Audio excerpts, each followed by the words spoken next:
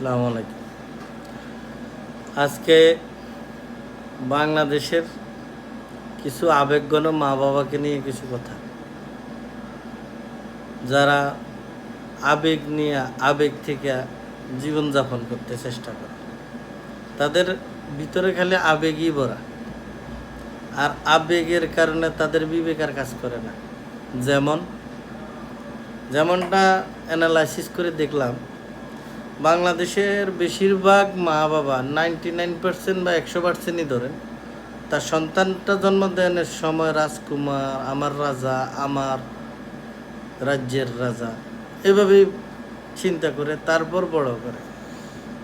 কিন্তু এই সন্তানগুলি বড় হওয়ার পরে কি হবে সেটা তারা ভাবে না, 1 সেকেন্ডের জন্য 1 মিনিটের জন্য ভাবে না। যেমন এই ধরেন, কিছু সন্তান আওয়ামী লীগের জন্য জীবন দেয়, কিছু সন্তান বিএনপির জন্য জীবন দেয়, আবার কিছু সন্তান হেফাজতের জন্য জীবন নির্ধারণ করে রাখছে, আবার কিছু সন্তান তারা প্রেমিকের জন্য জীবন নির্ধারণ করছে। কেউ খাদ্যের লাইনে যাইয়া খাদ্যের জাতা কালো পড়ে মারা যাচ্ছে। তাহলে এই যে মা বাবারা তাদের সন্তানগুলির বড় করলো, তাদের বৃদ্ধ বয়সের আশ্রয়, শেষ আশ্রয়, এইভাবে কয়টা বাবা মা নিশ্চিত করতে পারছে?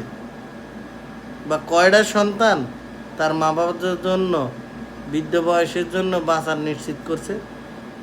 খুঁজে দেখেন আমার কথাগুলি কীরকম। আমি কোনো দল বা কোনো কাউকে টার্গেট করে কথাটা বলতেছি না। আমি বাংলাদেশের পারিপার্শ্বিক, বাংলাদেশের ভৌগোলিক অবস্থান এবং বর্তমান অবস্থা থেকে কথাগুলি বলতেছি। আশা করি সবাই সবার মতামত জানায় যাবেন। আমার কথাগুলি ভালো লাগলে কমেন্ট করবেন,